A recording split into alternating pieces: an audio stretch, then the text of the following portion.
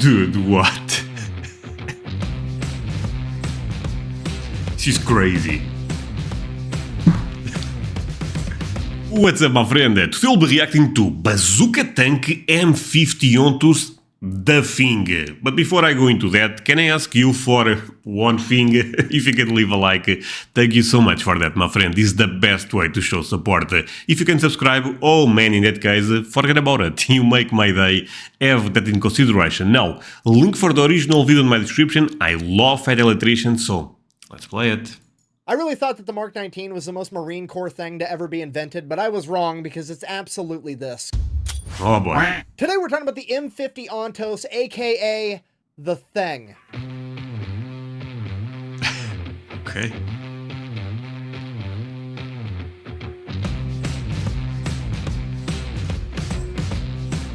Dude, what is this? This looks like a beast. Okay, real quick, this video is brought to you by Zydax Custom Gaming PCs. They're built right here in America with American tech support. Sure. They have a lifetime warranty, and they will do all kinds of crazy custom stuff if that's what you want. Here's a video of mine. Great, moving on. Okay, here's the deal. Once upon a time in the 1950s, the United States Army would set out to answer a question that had plagued mankind for decades. What if we took a tank and covered it in fucking bazookas? And to aid them in this enormous feat... That seems a tremendous idea, actually. Jesus, they really did this. Okay, man, America. of engineering fuckery, they would turn to the one demographic of people on the planet that could do this insanely childish and dangerous idea justice: the farmers, by way of Alice Chalmer, a tractor manufacturing company. Okay, if you're not picking up what I'm putting down, I'm trying to tell you that the grunts and the farmers are going to come together and work on a grunts and crafts project. All right, it's absolutely going to get done. It's not going to be fucking safe, but it's going to get done and it's going to work. So they took the M56 light tank, ripped the turret off, threw that shit away, and then proceeded to weld on top 6 M40 106mm recoilless rifles.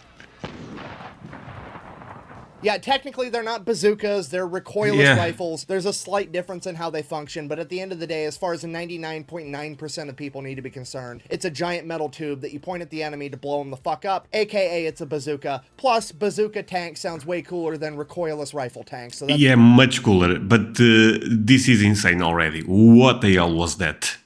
what we're going with. Now, I think we can all agree that welding 6 of these on top of a single vehicle is mildly ridiculous in the best way possible. However, it only gets worse from here. Because why don't you go ahead and ask me how they aim this monstrosity? I mean, look at it. It's got 6... Wait. Oh my god, what is this? Man, America really creates the most outrageous stuff. What is this? Why you need so many bazookas? I love it.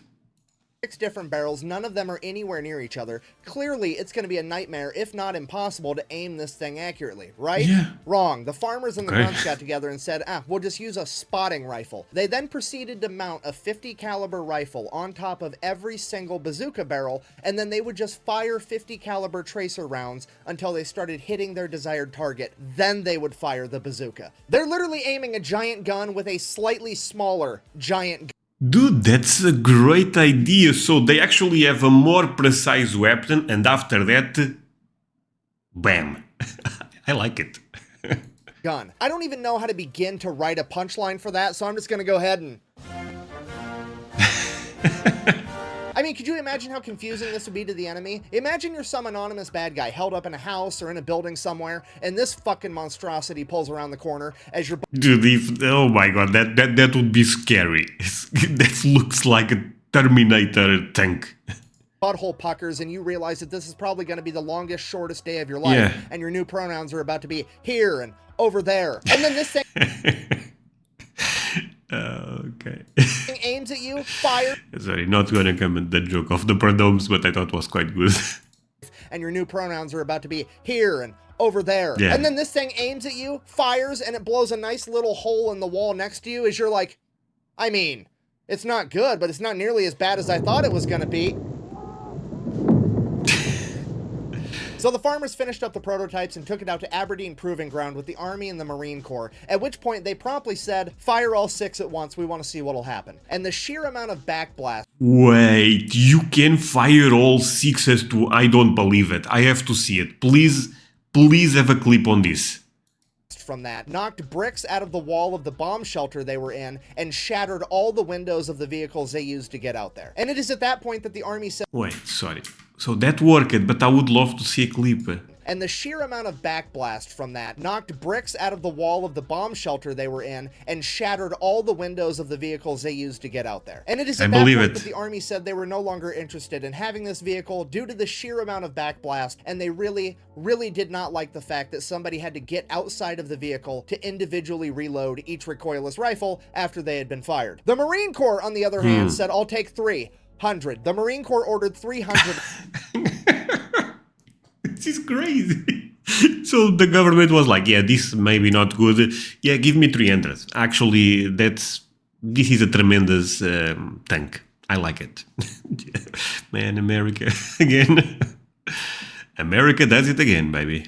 To get outside of the vehicle to individually reload each recoilless rifle after they had been fired. The Marine Corps, on the other hand, said, I'll take 300. The Marine Corps ordered 300 of these fucking things, which is terrifying to think about. I mean, to be honest, and it pains me to say this, but as far as logic goes, I actually have to side with the Marines on this one. The Army's over here bitching like, oh, you could get shot at while you're trying to reload. And the Marine Corps is like, we've been getting fucking shot at since 1775 without a bazooka tank. Imagine how much fun it's going to be with a bazooka tank. And I mean, to be fair, what the fuck is going to be left to shoot at you after you shoot the first 6 gigantic bazookas? Nothing. You basically destroy everything. Yeah, they are correct on this. Sorry.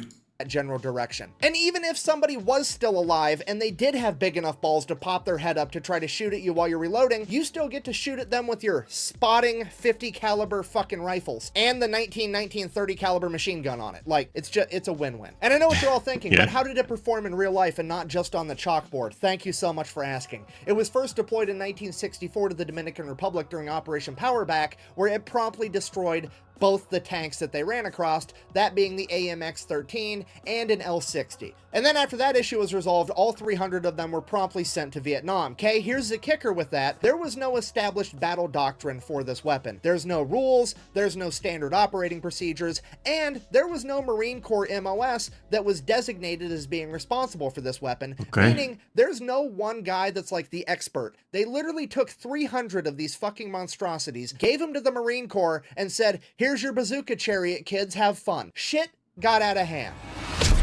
You're so dumb. If you knew anything, you'd know that during the Vietnam War, the Viet Cong had virtually no tanks, meaning that a tank destroyer like this would be virtually useless. Yeah, not quite. Ladies and gentlemen, I present to you the Beehive round, aka the Flechette round. Each one of these had 10,000 hardened steel darts inside of them, and when fired, they went fucking everywhere. And this weapon... That sounds kinda scary, man. All jokes aside, but... war is a dark place. Imagine if... Oh, man. Okay. Yeah. This platform can fire 6 of them at a time, meaning that this thing can turn and proceed to shoot 60,000 fucking nails in your general direction, okay? What? I'm sorry, but this video got even crazy right now. That's... I mean, the thing, from what I know, is part of is a hero in Marvel. Is this related with... No chance, right? This is a bit older. But this is scary. Jesus. When the trees started talking, they weren't talking for very long. The Ontos was so dominant on the battlefield that the enemy began actively avoiding it, meaning that the Marine Corps loved it because when this thing was anywhere near them, they were very seldom, if ever, ambushed. And not only was the Ontos effective in jungle warfare, but urban warfare as well. During the Tet Offensive at the Battle of Hue, which is one of the only examples of heavy urban combat to happen during the Vietnam War, the Ontos would prove absolutely dominant. Not only was it highly effective against fortified enemy positions, but it was extremely effective at convincing enemies to evacuate buildings. You see, at this point in time, the enemy was already intimately acquainted with the Ontos and knew how it operated, so all the Marines had to do to get an entire building to clear out was shoot the 50 caliber spotting rifle through the window a couple times, and all of the enemies would, and I quote, scurry out of the building like rats when you turn the lights on, because they knew what was going to come next after that 50 caliber round. Unfortunately, the original 300 M50 Ontoses would be the only ones ever created, and after the Vietnam War, the remaining ones would all be turned over to the US Army, where they would be decommissioned, stripped down, and sold off to construction companies as tracked vehicles. Luckily, however... Sorry, but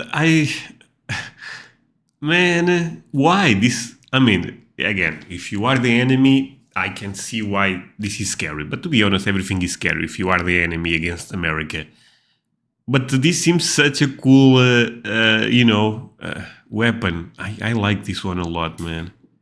Mission stripped down and sold off to construction companies as tracked vehicles. Luckily, however, some of them did make their way into museums where their legacy is still preserved today. In conclusion, in the 1950s, a bunch of farmers and the United States Marine Corps came together to work on a grunts and crafts project, and what they created was so childish, so ridiculous, and so devastatingly effective that it could only be characterized as the thing. Thank you for watching. Best way to support the channel is go buy some merch at That's crazy.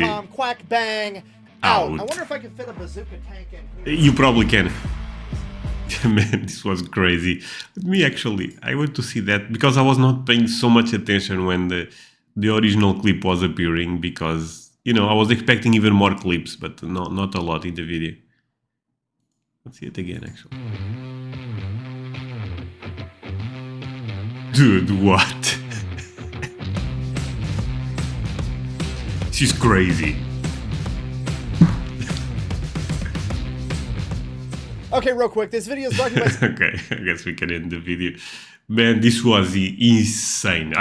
Did I have a lot of fun watching this? You can bet I had. I mean, every time I react to Fat Electrician, I feel like it's a great time.